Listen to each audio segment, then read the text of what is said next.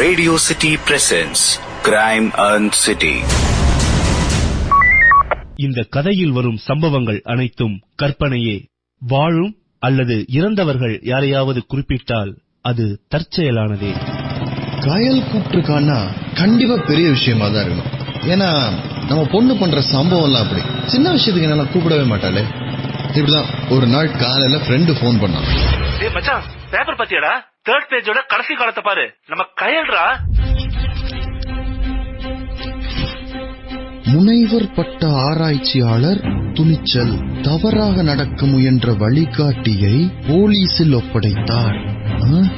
பட்டவர்களோட மனைவி கயல்வெளி செருப்பால் அடித்து போலீசில் ஒப்படைத்தார்.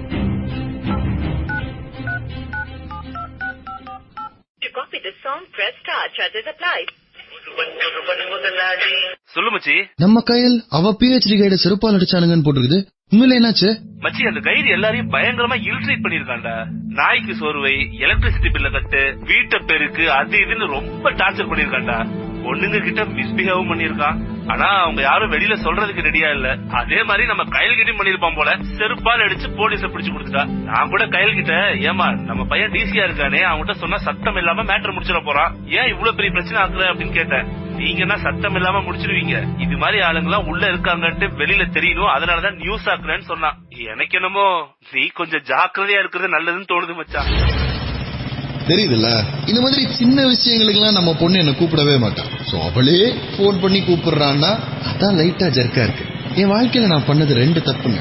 முதல் தப்பு, காலேஜ்ல சேர்ந்து 2வது செமஸ்டர்லயே பிடி சார வேலையை விட்டு தூக்குங்க, இல்லன்னா பிடில பொண்ணுங்களுக்கு மட்டும் தனியா ஒரு லேடி இன்ஸ்ட்ரக்டர் போடுங்கன்னு கேட்டு ஸ்ட்ரைக் பண்ண உட்காந்த பொண்ண லவ் பண்ணேன் பாத்தீங்களா, அது. 2வது தப்பு, அவகிட்ட நம்பரை கொடுக்கும் போது அது அவ வாங்குறாளா நம்மள லவ் பண்றாளான்றது கூட தெரிஞ்சுக்காம பெரிய கௌதம் வாசுதேவ் படம் ரேஞ்சுக்கு ஃபீல் பண்ணிட்டு வெளில வந்தேன் பாத்தீங்களா, அது. ஆனா 2மே அழகான தப்புங்கிறதுனால அட்ஜஸ்ட் பண்ணிக்கலாம். Good morning sir. இந்த MSW டிபார்ட்மெண்ட்டுக்கு எப்படி போறது? Last left sir. நம்மளுக்கு போன் பண்ணி வர சொன்ன மாதிரி டிபார்ட்மெண்ட்ல எல்லாருக்கும் போன் பண்ணி வர சொல்லிட்டாளா? இல்ல இவ்ளோ காக்கி ட்ரெஸ். இங்க MSW ஸ்டாஃப் ரூமுக்கு எப்படி போறது? கயல், போலீஸ் ஜீப்குள்ளே உட்காந்துருக்க. அது விஷயமா தான் உனக்கு கூப்பிட்டேன். சார் நீங்க யாரு சார்? ஓ, ஒரு நிமிஷம் இன்ஸ்பெக்டர். கயல், என்ன பிரச்சனை? ஜீப்புக்குள்ள நீயா ஏறி உட்காந்துருக்கியா இல்ல வேற ஏதாவது பிரச்சனையா? என்ன அரெஸ்ட் பண்ணி உட்கார வச்சிருக்காங்க. நான் ஏதோ ப்ரொடெஸ்ட் பண்றேன். சார் அந்த அம்மாட்ட என்ன சார் பேசிட்டு இருக்கீங்க? ஏற்கனவே அந்த அம்மா 7:30 கூட்டிருக்கு. அதான் சார் பேசிட்டு இருக்கேன். 2 நிமிஷம் அமைதியா இருக்கீங்களா? என்ன கயலாச்சு? இங்க இருக்கிற ஒரு PhD ஸ்காலர் இறந்து போயிட்டாரு. எங்களுக்கு நல்லா தெரியாது மர்டர்னு. ஆனா எனக்கு சூசைட்னு கேஸ் முடிக்க பாக்குறாங்க. இறந்து போன பையன் பேரு பஷீர். ரொம்ப நல்ல பையன் தெரியுமா?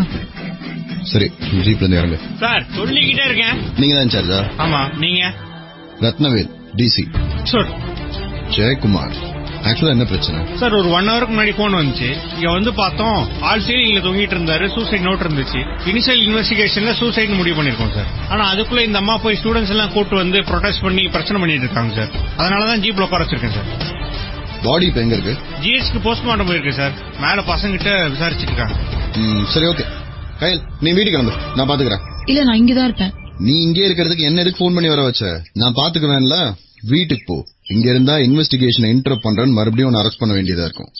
செக்யூரிட்டி, மேடமுக்கு ஒரு ஆட்டோ பிடிச்சி வீட்டுக்கு அனுப்பி வைங்க.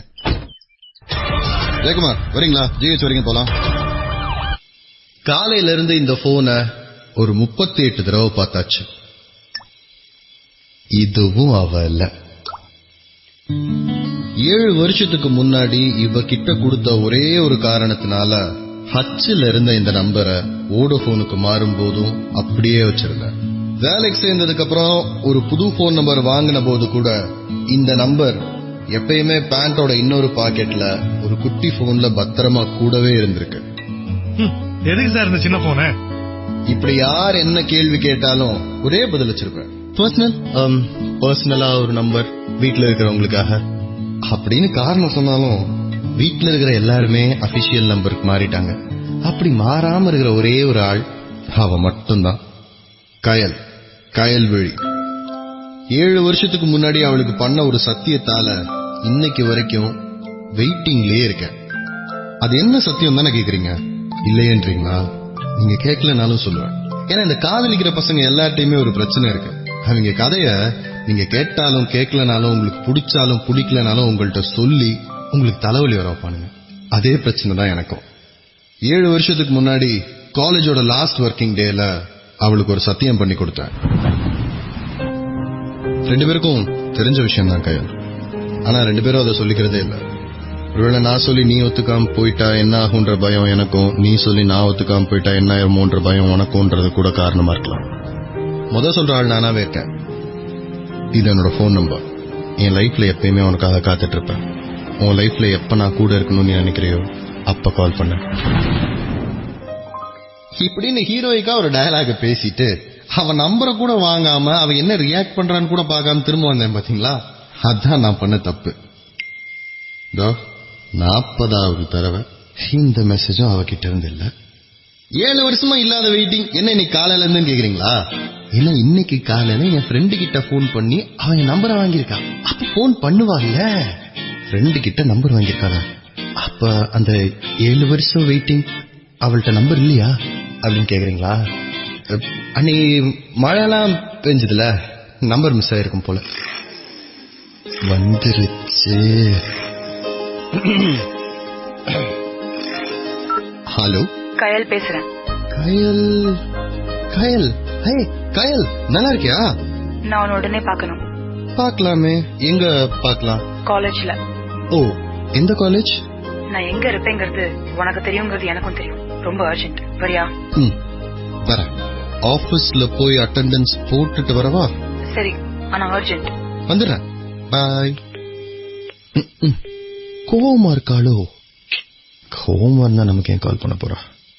காதல் கவலையா இருக்குமோ? நேர்ல போன தெரிஞ்சு.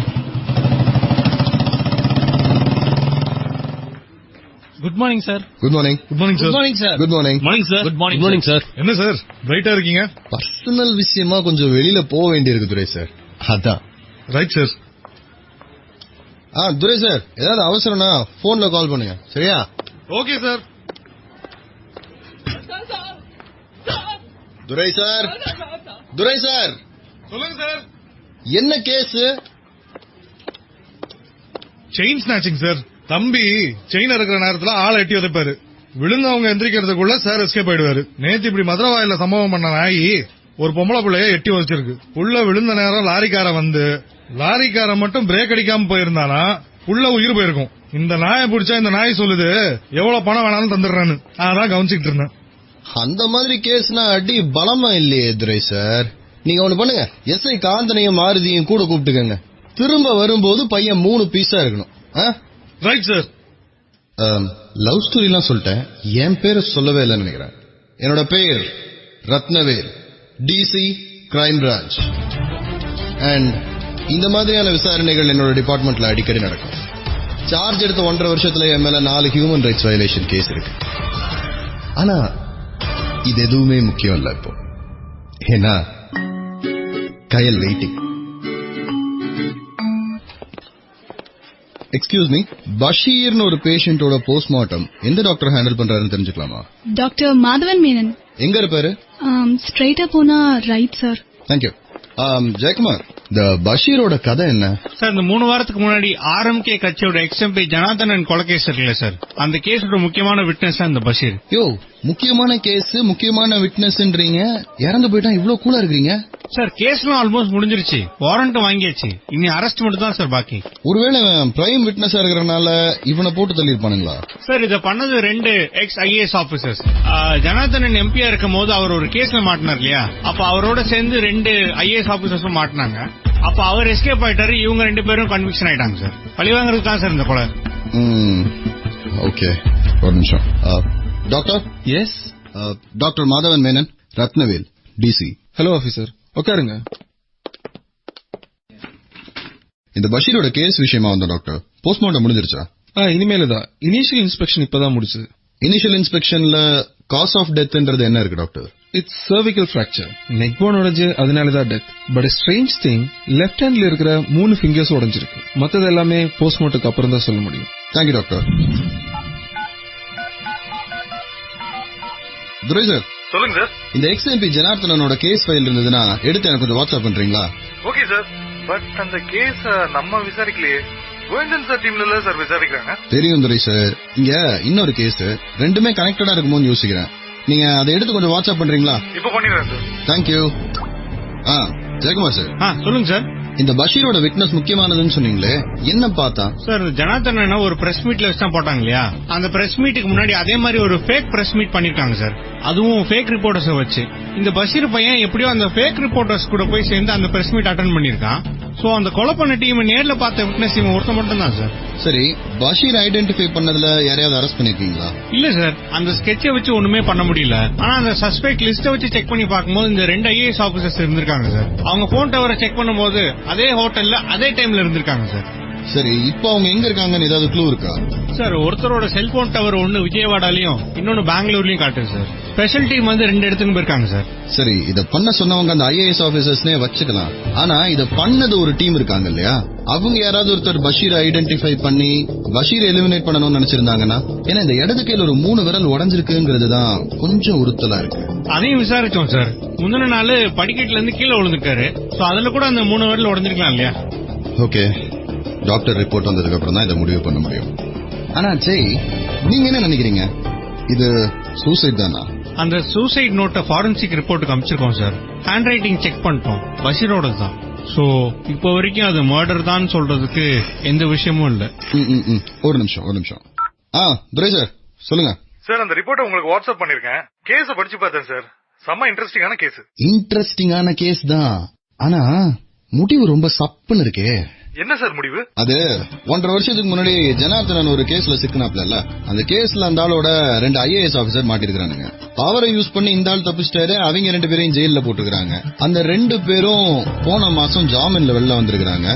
பை எலெக்ஷன்ல இந்த ஆளு பிரச்சாரத்துக்கு இங்க வரும்போது போட்டு தள்ளணும்னு முடிவு பண்ணிருக்காங்களாம். சோ அவங்க இந்த ஆள் வர பிரஸ் மீட்டுக்கு முன்னாடி அதே லொகேஷன்ல அதே மாதிரி ஒரு ஃபேக் பிரஸ் மீட் ஆர்கனைஸ் பண்ணிருக்காங்க. ஆமா சார். அவர் பேச ஆரம்பிக்கும் போது தொண்டையில சுட்டிருக்காங்க. வாயில இருந்து ரத்தம் தெரிச்சு கீழே விழுந்திருக்காரு. கூட்டம் தெரிச்சு ஓடி இருக்கு. அந்த நேரத்துல ஆள் எஸ்கேப். இதுல என்ன உங்களுக்கு இன்ட்ரெஸ்ட் குறையுது? அதான் பண்ணது அந்த IAS ஆபீசர்ஸ் முடிவு பண்ணிட்டாங்க. அவங்கள அரெஸ்ட் பண்ண டீமும் போயாச்சு. அது வரைக்கும் தான் உங்களுக்கு தெரியுமா சார்? அந்த 2 IAS ஆபீசர்ஸும் சூசைட் பண்ணி செத்துட்டாங்களே சார். இது எப்போ? இப்பதான் சார், ஹாஃப் அன் அவர் முன்னாடி. பெங்களூர்ல ஒரு பாடி, விஜயவாடால ஒரு பாடி. அப்ப கேஸ் முடிஞ்சிருச்சுன்னு சொல்றீங்களா?